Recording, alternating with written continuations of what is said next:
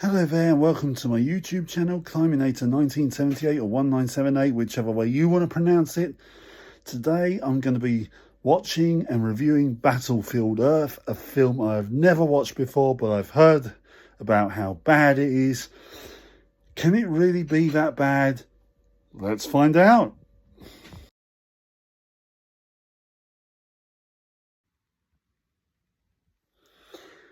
What the hell have I just watched? I mean, seriously, Battlefield Earth is one of the most bafflingly bad movies I have ever watched. To start with, you get hardly any backstory into what happened prior to the events of the film. Now, to give you a little bit of history on the film itself, for those who don't know, I was around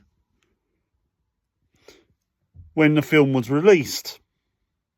I remember it absolutely flopping hard in the cinemas everywhere, to the point where me and my friends, my closest friends at school, we vowed never to see it.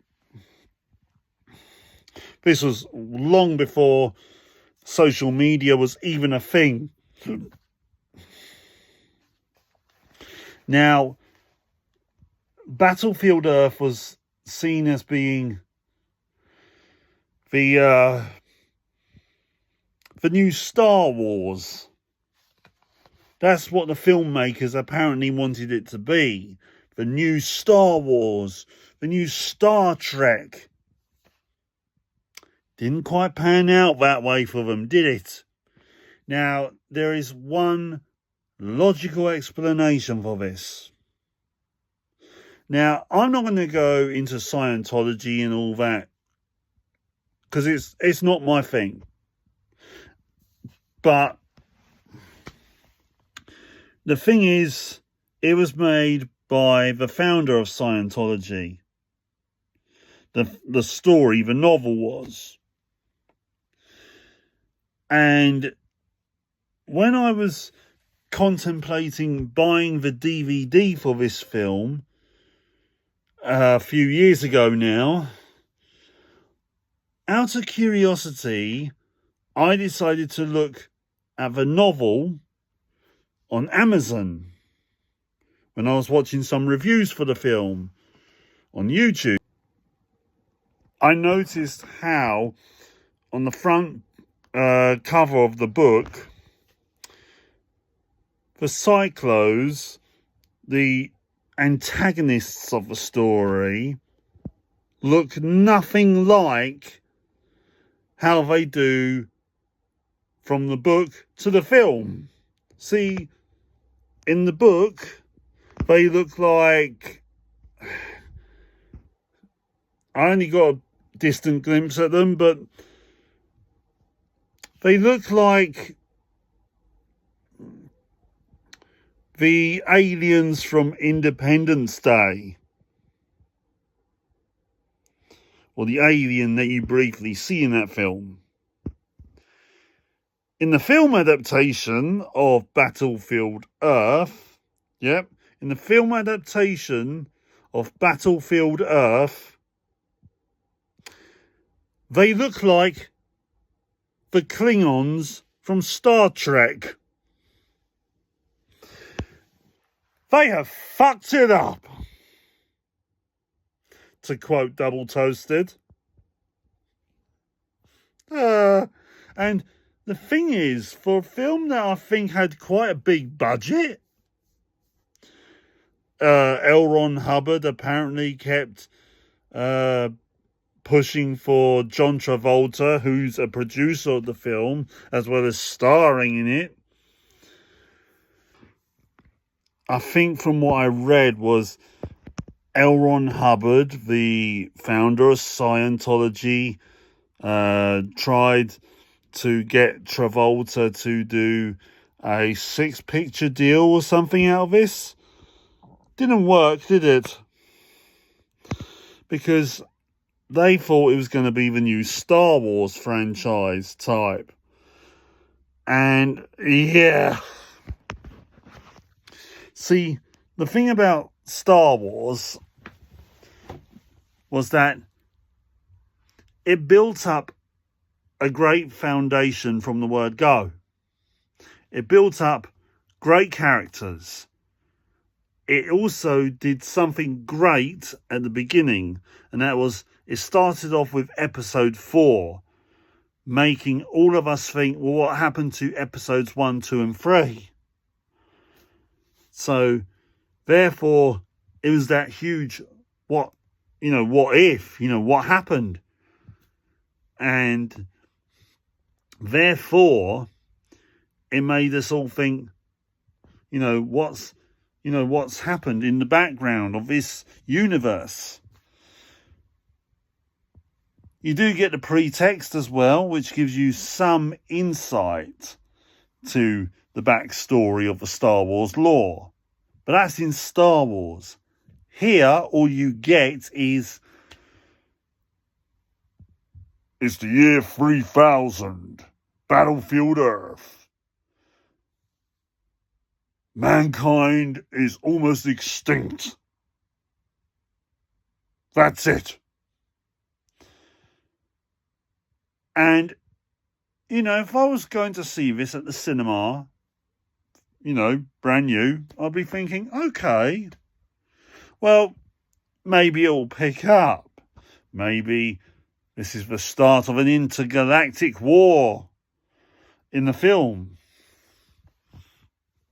So maybe this will introduce us to a bunch of story arcs. Nah. Instead, all you get is a boring, bland Luke Skywalker wannabe called Johnny. Yeah, that's all we know about. We don't even get a surname for him. He's just bland as they come. And he's played by Barry Pepper, who I think he's done 1 or 2 films since. He's probably more popular in the States than he is internationally. But he has no charisma at all. I mean, I'm not exactly a comedian myself. I'm not exactly the most interesting guy in the world, but Christ almighty, he makes me look like a big socialite.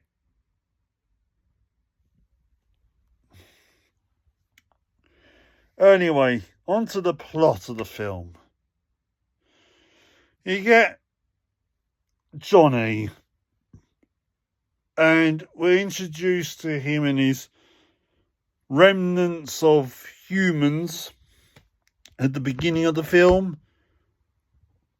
And you think that we get some idea of what they have experienced. Zilch.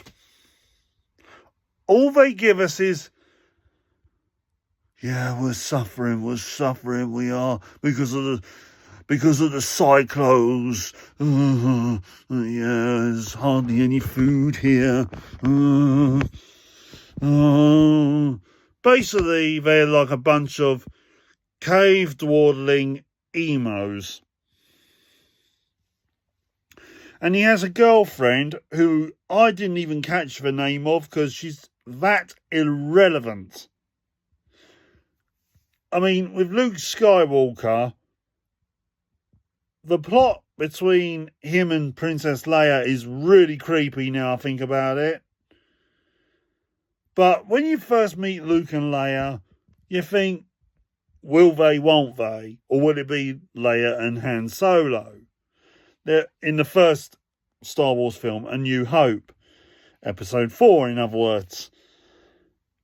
But the thing is, we didn't know how it was going to go.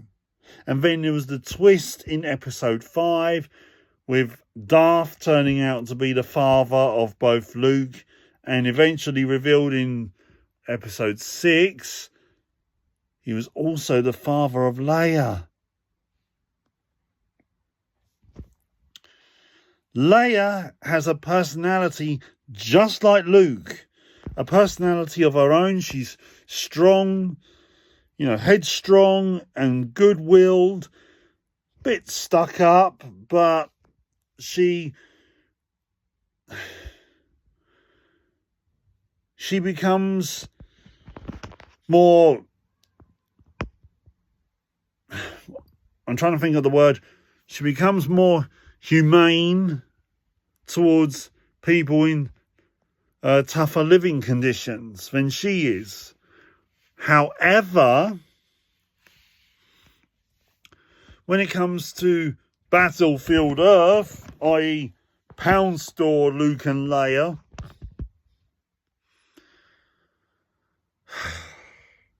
we get none of that. It's basically like, they're basically saying to each other, I love you and I love you. Let's get married. That's their arc in the whole entire film. And I haven't even got to the best, as in worst performance in the film yet. Oh boy, if you've heard of Battlefield Earth, you've probably heard of this one. See, the humans are boring and bland. When you meet the Cyclos, the aliens in the film, oh God, it gets worse. As in, better, worse. When John Travolta arrives, the acting catapults into absolute absurdity, because most of the actors before then were trying to, invoke some seriousness into their performances, but Travolta, he just goes full on Lord Zed from Mighty Morphin Power Rangers mode, and he just goes full on theatrical. He goes, man animals, you will serve me. Man animals, you are my slaves, and I will dance over your graves. For I graduated from the academy whilst you were still in your cribs. Yeah. Travolta can seriously play a great villain in some films. This was not one of them. And apparently this was a pet project of his.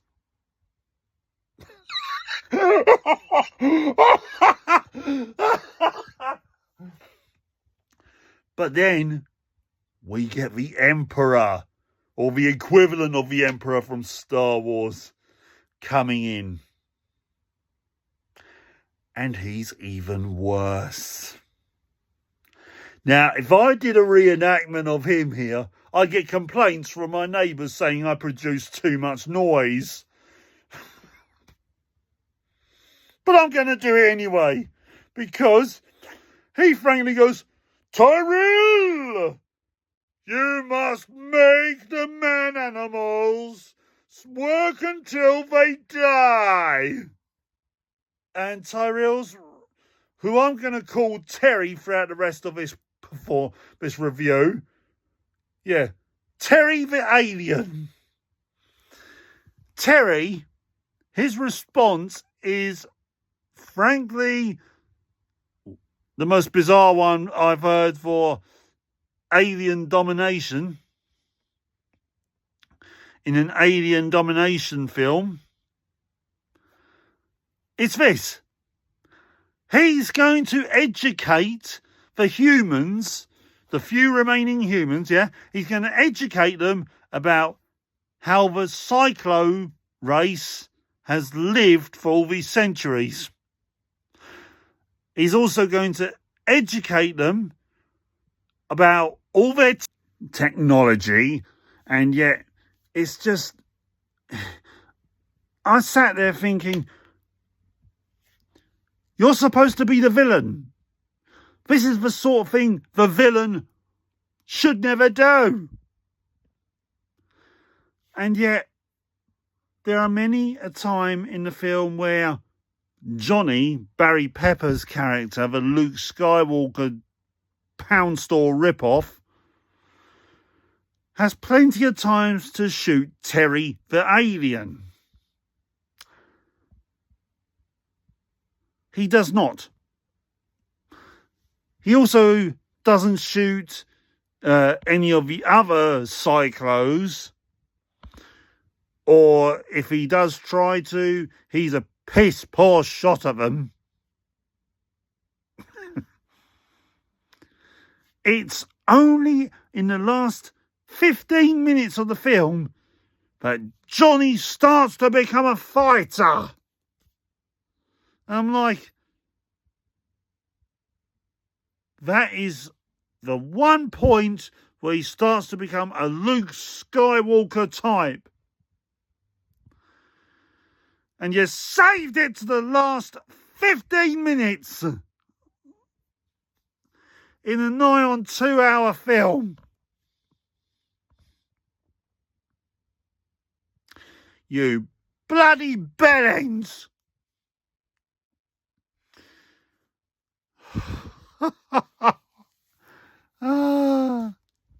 Or should that be? Oh, God. This movie is fucking terrible. It is. It really is. I would say it's funny, but there's a lot of points where you just think, this movie has been parodied to death already in several parodies, or at least a lot of its scenes have, that it's no longer funny.